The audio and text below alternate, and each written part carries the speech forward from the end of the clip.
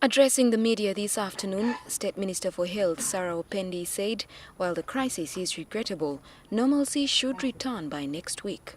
The situation is under control as all emergency measures have been undertaken. The problem was not a shortage of blood, rather a shortage of blood testing equipment.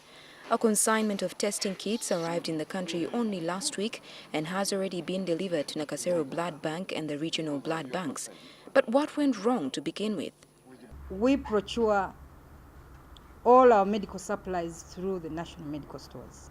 Sometimes there are certain challenges that they face that we may not be able to know instantly and take corrective action. So this is where the problem was. There was a budget given to national medical stores for the Uganda blood transfusion service supplies. There must have been something that went wrong this time that shouldn't have gone wrong. National Medical Stores Public Relations Officer Dan Kimosho says they are not to blame. He says NMS provided the kits as projected by the Nakasero Blood Bank budget line. At some point, the budget got exhausted, unfortunately, before the financial year ended. And Nakasero knew this problem, and I think they had presented it. Then Finance also presented a supplementary budget to Parliament so that we can get more money and buy kits. Unfortunately, in that same budget, it was, I think, somehow a lump sum plus the State House money. So the MPs concentrated on State House, chasing State House supplementary, not knowing that part of the money they were chasing was for blood.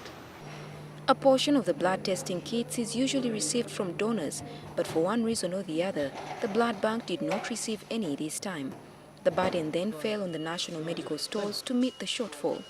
So that's how the supplementary came in. That's how it was rejected a number of times, telling the finance to go back and reconcile their figures.